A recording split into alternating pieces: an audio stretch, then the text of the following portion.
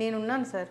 ఇప్పుడు నాకు చాలా డౌట్స్ ఉంటాయి. నేను వైట్ రైస్ తినాలా, బ్రౌన్ రైస్ తినాలా, చపాతీ తినాలా, ఇలాంటి చాలా డౌట్స్ ఉంటాయి. ఎలాంటి హెల్త్ ఇష్యూస్ లేవన్నప్పుడు ఏ రైస్ తినాలి? రైసా? రైస్ అంటే బ్రౌన్ రైస్ బెస్ట్ అమ్మా ప్రపంచంలో. అన్నిటికంటే బ్రౌన్ రైస్లో అందులో రకాలు ఉన్నాయమ్మా. బియ్యంలో దాదాపు నాకు తెలిసి నేనే చూసాను 1000 రకాలు ఉన్నాయి. నేను చూశాను. అందులో మంచి రకం అంటే పొట్టు తీయని, అంటే ఒక పొట్టు తీసిన బియ్యం లాంటివి ఉంటాయి కదా, అది చాలా మంచిది. కొంచెం నానబెట్టుకుని, ఎవరైనా రైస్ అయినా పప్పు అయినా ఏదైనా మీరు వంట చేసేటప్పుడు నానబెట్టుకుని తీసుకోండి. అంటే మనం వంటకు ముందుగా నీళ్ళలో పోసి నానబెడితే అది చక్కగా ఉడుకుతాయి. ఈ మధ్య బ్రౌన్ రైస్లో కూడా ఆర్సెనిక్ ఉంటుంది, అది ఇదని చెప్తున్నారు కదా. మరి అలా ఆర్సెనిక్ అక్కడ ఉండదమ్మా, వాళ్ళ బుర్రలోనూ వాళ్ళ నాలుకల మీద ఉంటుంది. ఎందుకంటే బ్రౌన్ రైస్ తిన్నారనుకోమ్మా, తింటే వాళ్ళ వ్యాపారం పడిపోతుంది కదా. అందుకని తెల్లన్నం తింటేనే డయాబెటీస్ హాస్పిటల్ అని కలకలాడు. బాగా కుక్ చేసి తీసుకోవాలని చెప్తున్నారు అమ్మా. బాగా కుక్ చేసి తీసుకోవాలని చెప్తున్నారు. బాగా కుక్ చేసుకోవద్దు నేను చెప్పట్లా, మెత్తగా ఉండి తీసుకోండి. బ్రౌన్ రైస్ చేయటం వల్ల ఏం మారం వచ్చింది? ఏముండదు. లేదు, తప్పది. బ్రౌన్ రైస్ చాలా మంచిది కదా.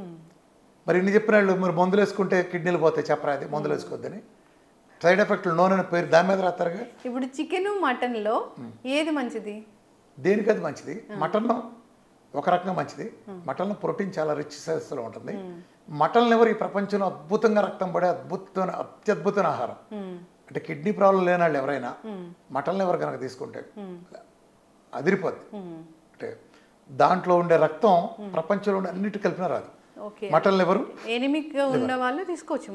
మటన్ లివర్, ములగాకు, మెంతికూర, నానబెట్టిన బాదం, నానబెట్టిన వాల్నట్, చేపలు, గుడ్లు. చేపలు అంటే లైవ్ పెంచిన, మనం చెరువులో పెంచిన కాకుండా సముద్రం కానీ న్యాచురల్. అద్భుతం. చెరువులో పెంచిన చేపలు మంచి కాదు, చెడ్డే కాదు, మంచి కాదు. ఇప్పుడు డయాబెటీస్ ఉన్న వాళ్ళు నోరు కట్టేసుకోవాలి, అసలు తినకూడదు అని చెప్తారు కదా సార్. నా డేట్లు చికెన్ల మటలు తినచ్చుగా, సమస్త నాన్ వెజ్లు తినచ్చు, చక్కగా తినచ్చు, సూపులు తాగచ్చు, కోడిగుడ్లు ఎన్ని కావాలంటే తినచ్చు. బ్రేక్ఫాస్ట్ తినొచ్చా, లంచ్ తినొచ్చా, డిన్నర్ తినొచ్చా? అవాయిడ్ చేయాల్సింది ఏంటి? ఇవన్నీ అవాయిడ్ చేయాలి. నీకు ఆకలిసినప్పుడు తిను. ఫస్ట్ ఫ్యామిలీ అంతా ఒక చోట కూర్చొని తినే దరిద్రపు అలవాటుని, ప్రపంచాన్ని అతలాకుతలం చేసి సర్వనాశనం చేసిన ఫ్యామిలీ ఒక చోట కూర్చొని తింటే చండాలపు అలవాటుని తీసేయండి. ఎవడికి ఆకలిసినప్పుడు ఆడ తినండి. నువ్వు ఒక ఉమెన్, వర్కింగ్ ఉమెన్, లేదా ఒక హౌస్ వైఫ్ ఉంటుంది, మీ ఆయన ఒక వర్కింగ్ బిజినెస్ కావచ్చు, లేదా సమ్ జాబ్ కావచ్చు, మీ పిల్ల ఒకళ్ళు కావచ్చు, పిల్లడు ఒక పని చేస్తూ ఉండొచ్చు, ఒకళ్ళు స్కూల్కి వెళ్ళచ్చు, ఒకళ్ళు జాబ్కి వెళ్ళచ్చు. వీళ్ళందరికీ ఒకే టైంకి ఒకే రోజు సంగతి ఆకలి ఎలా వస్తుంది? నీకు ఆకలి, ఎవడికి ఆకలిసినప్పుడు వాడు తినాలి. ఆకలి అయిపోతే ఎత్తేయి. ఆకలి అయితే 2 తినడం కూడా మంచిది. టైమింగ్స్ ఎవడైతే పాటిస్తాడో వాడు సంక్రాంతిపోతాడు. టైమింగ్స్ అంటే సిస్టమేటిక్ చేసేవాడు ఓకే. అంటే నీ సిస్టమేటిక్ పనిలో ఉంటావు, ఈ టైంకి ఆఫీస్కి వెళ్తావు, నీ క్లాక్ సెట్ చేసుకుంటే ఓకే. మిగిలిన వాళ్ళు ఎవరైనా సరే టైమింగ్ పాటించాడు వాడు సంక్రాంతి అయిపోయాడు. టైమింగ్ అంటే ఏంటి? డిసిప్లిన్ లేనట్టు టైమింగ్ ఉండదు. ఇప్పుడు నువ్వు ఆఫీసులో 4 గంటలకు 5 గంటలకు తింటా వెళ్తావు, 6 తినేస్తావు. ఏ బజ్జీనో తెప్పించారు, నువ్వు తెప్పించుకోవాలా, నీ కొలికి తెప్పించుకుంది, తినవే అంటే ఇచ్చింది, బజ్జీనేగా కాదని ఎందుకంటావు? పై కొంత ఆకలి కూడా ఉంటుంది, 2 బజ్జీలు తిన్నావు. ఇప్పుడు నువ్వు ఇంటికి వెళ్తావు, నీకు ఆకలి లేదు, కానీ ఫార్మాలిటీగా తింటున్నావు నువ్వు, అది నీ హాని చేస్తుంది. బజ్జీలు తిన్నావు కదా, ఆపేసి. అర్థమైందా? ఇది ఇక్కడ చేస్తావు, అక్కడ ఫార్మాలిటీ చేస్తావు. అందుకనే ఎవడికి నచ్చిన టైంలో అడిగి చేయటం అన్నాను. అట్లా 2 ఇళ్ళకి వచ్చిన వాళ్ళకి మర్యాద పేరుతో మీరు స్వీట్లు వాటిలో పెట్టడం ఆపేయండి. అవును, ఈ మధ్య జిలేబీ సమోసా కూడా పెడుతున్నారు కదా, అది ఆపేయండి. మాకు పెడితే ఇప్పుడు కాఫీ ఇచ్చారు, క్యాలరీస్ అని దాని మీద పెద్ద చర్చ కూడా జరుగుతుంది. అది పెడుతున్నారు. ఇప్పుడు ఆడు తినొస్తాడు ఆల్రెడీ, నువ్వు పెడితే సస్తే కాదంట, ఇంకా పెడితే బాగుండని కూడా అనుకుంటాడు. వెళ్తే నువ్వు తింటానికి కదా వచ్చింది అంటే అది హాని చేస్తుంది. అట్లనే రెస్టారెంట్లోకి వెళ్తే వదిలేటి నేర్చుకోండి. అన్నం పరమ బ్రహ్మస్వరూపం కాదు, పరమ దెయ్యం స్వరూపం. మీరు హోటల్ బిర్యానీకి వెళ్ళారు, ఆర్డర్ ఇచ్చారు, అది ఎదిరిపోయి ఉంది, 600 రూపాయలు తీసుకున్నాడు, ఎంత ఉంది, పావంత తినగానే కడుపు నిండిపోయింది, లేచిపోండి అక్కడి నుంచి. మీరు 600 గుర్తు తెచ్చుకుని ఆఖరి మెత్తుకొని నాకారు, సచ్చారు, మళ్ళీ ప్యాక్ చేయించుకుని వచ్చి మళ్ళీ రేపు పొద్దున్నే అయిపోద్ది. రేపు ప్యాక్ చేయించుకుని అది పోకుండా చేశారో సచ్చారు. వదిలేయండి, వదిలేస్తే నెక్స్ట్ టైం తింటానికి ఉంటుంది. ఎప్పుడైతే ఆకలి ఆగిపోయిందో ఆపేయండి. నేను గోల్డెన్ రూల్ చెప్పాను కదా, 10 ఏళ్ళ నుంచి ప్రచారం చేసుకెళ్ళాను రాష్ట్రంలో. ఆకలి వేసినప్పుడు, నిజం ఆకలి వేసినప్పుడు మాత్రమే తినండి, దొంగ ఆకలి కాదు. ఆకలి లేదు, ఆకలి తీరే వరకు తినండి, మళ్ళీ ఆకలి వేసే వరకు ఏమనుకోమాక అంతే. యాక్చువల్గా ఎవ్రీ హ్యూమన్, ఈవెన్ వర్కింగ్లో కూడా, నువ్వైనా నేనైనా ఎవరికైనా 2 meal is more than enough. పొద్దున పూట తినేది వీలైనంత లేట్గా తినండి, రాత్రిపూట తినేది వీలైనంత ఎర్లీగా తినండి. ఇదేదో పొద్దున పూట తినేది వీలైనంత లేట్ కంటే బ్రేక్ఫాస్ట్ స్కిప్ చేయమంటున్నారా? నేను అసలు బ్రేక్ఫాస్ట్ అని పేరు పెట్టమాకంట. బ్రేక్ఫాస్ట్ అంటే ఏంటి? To breaking the fast. అది నువ్వు మధ్యాహ్నం 3 చేస్తే అదే బ్రేక్ఫాస్ట్. కానీ అంత నైట్ అంతా ఏం తినకుండా ఉండి మళ్ళీ లేట్గా తింటే ఎస్డిటీలు అలాంటివి వస్తాయి కదా. ఎసిడిటీలు వచ్చేది ఈ తినేవాళ్ళకి, తిన్నదరక్క ఉన్న తరగచ్చలేక. బాడీలో ఆర్గాన్స్ ఎప్పుడైతే రెస్ట్ తీసుకుంటాయో ఒకటే కాదు కదా, నువ్వు రాత్రిపూట నిద్రపోతున్నావు, పోతా పోతే ఇంత మేత మెక్కి పడుకున్నావు, శుభ్రంగా బిర్యానీ రాత్రి 2-12 బిర్యానీ తిని శుభ్రంగా తినొచ్చి పడుకున్నావు. అది నువ్వు అయిపోయింది ప్రాసెస్ లోపల బిగిను ప్యాంక్రాస్లు, కిడ్నీలు, లివర్లో నా సాధారణంగా కుమ్మి 5-6 గంటలు కష్టపడతాయి. అందుకే రాత్రిపూట లేటుగా తిని పడుకున్నాడికి ఏం జరుగుతుంది తెలుసా, పొద్దున్నే లేవగానే వాడికి బద్ధకంగా ఉంటుంది, ఇంకా మంచం మీద వాలిపోవాలని, ఇవాళ ఆఫీస్కి వెళ్ళాలా, ఒక పావుగంట పుడుకుని వెళ్దామని, రోజంతా ఆఫీస్లో కూడా డల్గా ఉంటాడు. ఎందుకని? ఆడు అర్ధరాత్రి తిన్నాడు. వాడు కొన్ని ఆర్గాన్స్ మాత్రమే 4 గంటలు రెస్ట్ తీసుకున్నాయి, కొన్ని ఆర్గాన్స్ 8 గంటలు తీసుకున్నాయి, కొన్ని ఆర్గాన్స్ 4 గంటలకే టైం దొరికింది. సో అదే నువ్వు ఎర్లీగా తినున్నావు, అరిగిన తర్వాత 3-4 గంటలు పడుకున్నావు అనుకో, మిగిలిన అన్ని ఆర్గాన్లు 8 గంటలు రెస్ట్ తీసుకుంటాడు, 7 గంటలు సంథింగ్ వాట్ ఎవర్. అప్పుడు ప్రశాంతంగా పొద్దున్న లేస్తాడు. ఈ తేడా మీరు ఎవరైనా గమనించవచ్చు. సో మీకు ఆకలేసినప్పుడు తినండి. అమ్మ, బాబు, కొడుకు, పెళ్ళం, కొత్తగా పైన పెళ్ళం ఏం లేదు, ఎవడికి నచ్చింది తినండి, ఎవడికి నచ్చింది వాడు మితంగా తీసుకోండి, అంతే. ఇప్పుడు ఇమ్యూనిటీ లేదు, మాకు అనారోగ్య సమస్యలు వస్తున్నాయి ప్రతి సీజన్ మారినప్పుడు అంటున్నారు. అలాంటప్పుడు ఇమ్యూనిటీ పెంచుకోవాలంటే అసలు ఏం చేయాలి? ఫస్ట్ ఆయిల్ చేంజ్ చేయాలి. ఒకటి న్యాచురల్ ఆయిల్స్కి రండి, కోకోనట్ ఉత్తమం, కుదరకపోతే మిగిలిన న్యాచురల్ ఆయిల్స్కి వెళ్ళండి. 2 ఉప్పు మార్చేయండి, ప్రకృతి ఇచ్చిన ఉప్పులు రండి. 3 కారం కొంపలోంచి కంప్లీట్ ఎత్తేయండి. కారం అంతా మొత్తం దాదాపు 40-70 లేయర్లు కొట్టిన పురుగు మందులు కొట్టిన అక్కడ లేయర్ గాలిలో ఆవిరైపోయింది. పండుమిరపకాయ అయితే ఆ పండుమిరపకాయని ఏమాత్రం ఎండలో పెట్టకుండా, క్లీనింగ్ లేకుండా ఇలా ప్రాసెస్ ఉంది కాబట్టి తీసేయండి. పాలు కొత్త కల్తీ పాలు ఉన్నాయి మార్కెట్లో, ప్యాకెట్ పాలలో, పాత పాలు కాదు, అసలు పాలు కూడా హ్యూమన్స్ కాదు. గేదె ఇచ్చే పాలు గేదె దూడ కోసం వస్తుంది, ఆవు ఇచ్చే పాలు ఆవు దూడ కోసం వస్తుంది. మన తల్లి ఇచ్చిన పాలే పాలు. మిల్క్ ఈజ్ నాట్ ఫర్ మమ్మాల్స్, మమ్మాల్లో మనకుండే వాళ్ళకి కాదు, ఎవరి తల్లి వాళ్ళకి ఇస్తుంది. ఆ వీనింగ్ పీరియడ్ వరకు తాగటమే. ఆ తర్వాత పాలు అనేవి మనిషికి జస్ట్ ఓ టేస్ట్కో దేనికో తప్ప ఎలాంటి ఉపయోగం లేవు. గేదె పాలు ఇచ్చేది గేదె దూడ కోసం, అర్థమైందా? మనిషి పాలు మనిషి కోసం. సో పాలు లేదు, పాల పదార్థాలు అద్భుతమైన, పాలు కాదు పాల పదార్థాలు మంచివి. ఇప్పుడు పచ్చి కొబ్బరికాయ కంటే కొబ్బరి నూనె ఎగలాక ఎంత ఔషధంగా మారుతుంది, అది ఔషధంగా మారటానికి ప్రాసెస్లు ఉంటాయి కదా, ఆ ప్రాసెస్ని బట్టి మారుతుంది. అలాగే పాల కంటే పాల పదార్థాలు అద్భుతమైన, అది తీసుకోండి. ఇంకో ముఖ్యమైన విషయం, ఆడాళ్ళైనా మగాళ్ళైనా, ఆడాళ్ళు అయితే రోజుకు 4.5 లీటర్ల నీళ్ళు, మగాళ్ళు అయితే 5 లీటర్ల నీళ్ళు తాగటం చేయండి. అది కూడా సిస్టమేటిక్గా, not more than 300 ml at a time. అర్థమైందా? Not more than 300 ml at a time. డైట్లో ఉంటే నేను 45 నిమిషాలకు ఒకసారి 300 ml చొప్పున 17 టైమ్స్ ఇస్తాను. డైట్లో లేకుండా నార్మల్గా, ఈవెన్ ఇప్పుడు నువ్వు డైట్లో లేవు, నువ్వు గంటకు ఒకసారి మస్ట్ అండ్ షుడ్గా 300 ml తీసుకోవాలి every 1 అవర్కి, 15 to 16 times A day. అలానే ఎండలో కూర్చుంటా. డి విటమిన్ 100 పైన ఉండేది చూసుకోండి. డి విటమిన్ కాదు, డి విటమిన్ ఇస్ హార్మోన్. ఇది పక్కా కాలీఫ్లవర్, పెద్ద కుంభకోణం. వీఆర్కి ఎక్స్క్లూజివ్ డి విటమిన్ కుంభకోణం నా వీడియో చూస్తే భారతదేశం ఎవరికి ఉండదు. ఎందుకని? వీళ్ళు సబ్బెట్టి స్నానం చేస్తారు కాబట్టి.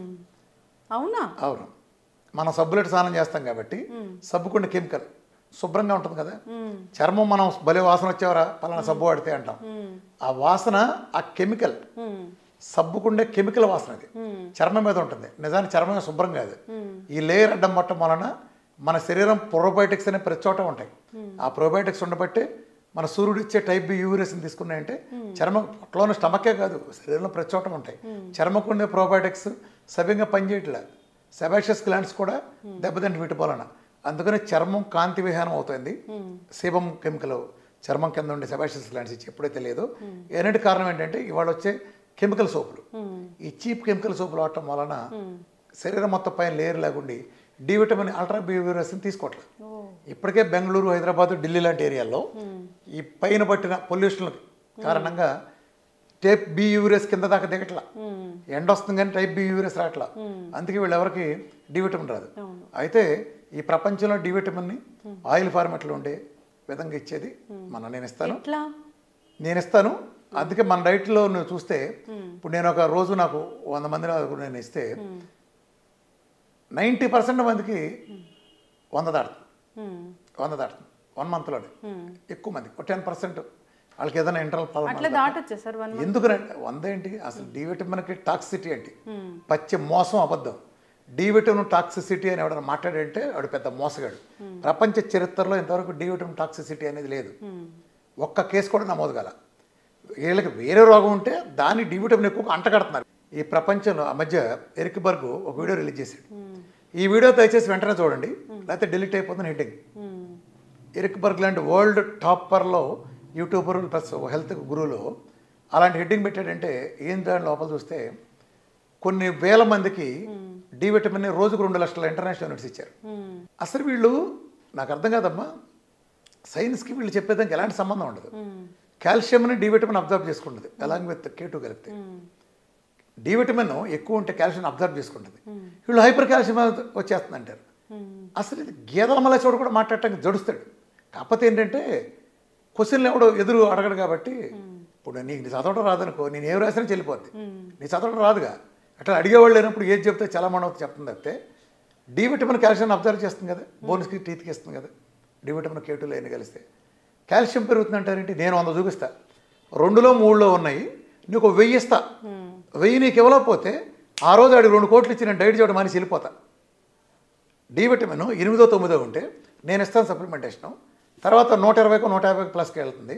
వాడి కాల్షియం చూడండి 7.8 ఉంటుంది. నువ్వు చెప్పిన ప్రకారం కాల్షియం పెరగాలిగా, పెరగట్లేదు. హైపర్ కాల్షియం ప్రపంచ చరిత్ర లేదు.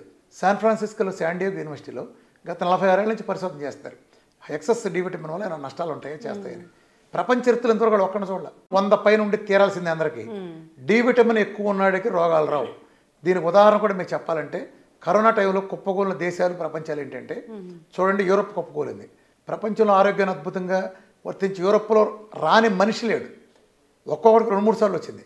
యుఎస్ చూసుకుంటే మీకు దల్లాస్ కానీ చికాగో సైడ్, దల్లాస్ రాలేదు. దల్లాస్లో ఒకడికి వస్తే చికాగో కానీ న్యూజెర్సీలో 1000 మందికి వచ్చింది. ఎందుకని? దల్లాసు బేసికల్గా మళ్ళీ బెజవాడ లాంటి ప్రాంతం, అవి వచ్చేటప్పటికి చలి ప్రాంతాలు. చలి ప్రాంతాలు ఎఫెక్ట్ కొట్టింది. చలి ప్రాంతాలు ఏంటి? డి విటమిన్ ఉండదు.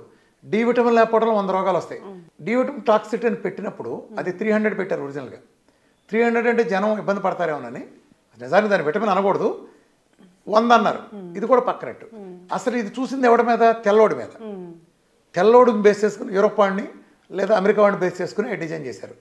యూరోప్లో ఉండే మనిషి వేరు, ఆఫ్రికాలో ఉండే మనిషి వేరు, ఇండియాలో ఉండే మనిషి వేరు. యూరోప్లో వాళ్ళు తెల్లగా ఉంటారు, గమనించావా? చలి ప్రదేశాల వాళ్ళు తెల్లగా ఉంటారు. ఎందుకని? వాళ్ళ సూర్యుడి కంటే మంచు ఎక్కువ ఉంటుంది. అందుకని వాళ్ళ శరీరంలో ఎండ బాగా తక్కువ పడుతుంది కదా. ఎప్పుడైనా సరే మబ్బుల్లో అప్పుడప్పుడు ఎండ వస్తుంది.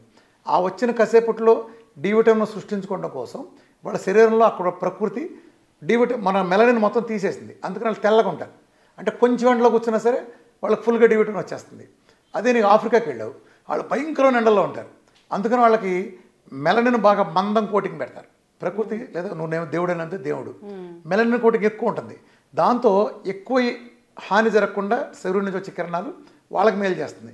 మనం 12 గంటల పగల 12 గంటల రాత్రి ఈ ప్లేస్లో ఉండే ఇండియన్స్ లాంటి వెళ్ళడం మరి మనకు చూడు ఓ రకం ఉంటుంది.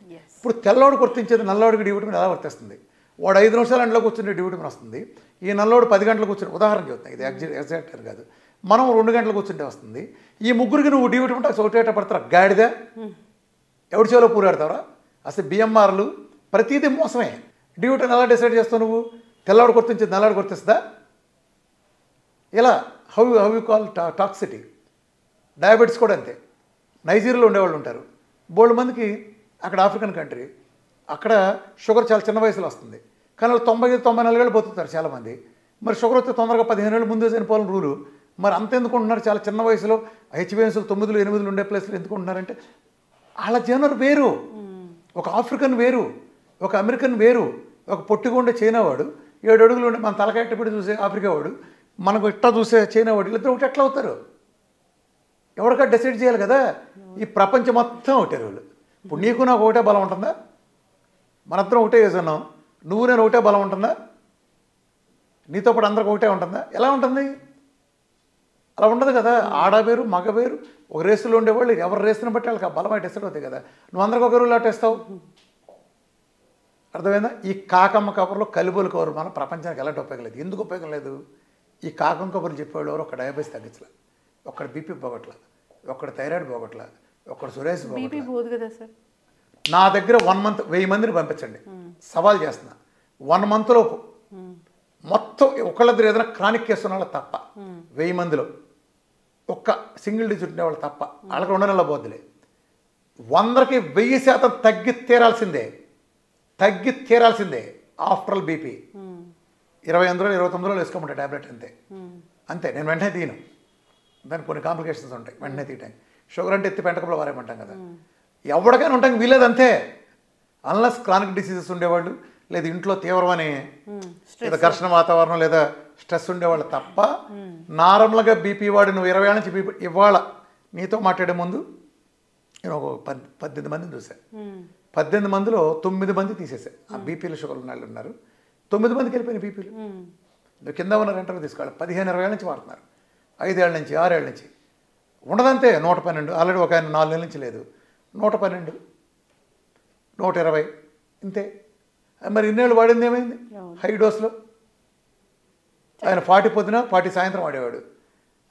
చిన్న సొల్యూషన్స్ ఇవన్నీ. తొక్కలో థైరాయిడ్ నెలలో పోద్ది, ఎవరికైనా తొక్కలో థైరాయిడ్ నెలలో పోద్ది. జీవితాంతం ఎందుకు మాడి జీవితాలు ఎందుకు నాశనం చేసుకుంటున్నారు? డైట్ ట్రై చేయండి, నెలలో పోద్ది. If it is normal thyroid. Hashimoto అయితే ఇంకో 3 నెలలు పోద్ది అంతే. ఆహారం ఔషధము. మీరు డైట్ గురు ఎన్నో ఏళ్ళ నుంచి ఉన్నారు, ఎంతో మందికి డైట్ ఇస్తూ ఉన్నారు, జీవనశైలిలో మార్పులు చెప్తూ ఉన్నారు, ఎన్నో అనారోగ్య సమస్యలను తగ్గిస్తూ ఉన్నారు. మీ డైట్కి చాలామంది ఫ్యాన్స్ ఉన్నారు. సో మరిన్ని విషయాలు మనం తర్వాత డిస్కస్ చేద్దాము. ఈ సిరీస్ అనేది కంటిన్యూ చేద్దాము. విఆర్కే సార్ చాలా మంచి ఇంటర్వ్యూ ఇచ్చారు, నాకు అందరూ ఫాలో అవ్వాలని కోరుకుందాం. చాలా చక్కటి ఇన్ఫర్మేషన్ అండి. ధన్యవాదాలు. And for more videos, Please subscribe to iDream. Please subscribe to iDream. Please subscribe iDream. And please subscribe to iDream. For more videos, subscribe to iDream. please like, share and subscribe to the channel. Congratulations, iDream. Subscribe to iDream. Subscribe to iDream. So subscribe to iDream Media. iDream ki iDream team andarki huge congratulations. Please subscribe iDream Media. Please subscribe to iDream. Subscribe iDream. Please subscribe to iDream. iDream అంటే నా కళల channel subscribe చేసుకున్న నోరు తిరుగుతలేదు, మీరైతే గంట గుర్తు కొట్టండి. For more such videos, please subscribe to iDream. Subscribe to iDream. Please subscribe to iDream. Please subscribe iDream Media. Please do subscribe to iDream. Please subscribe to iDream Media. For best entertainment and information, please subscribe iDream. And don't forget to subscribe to iDream.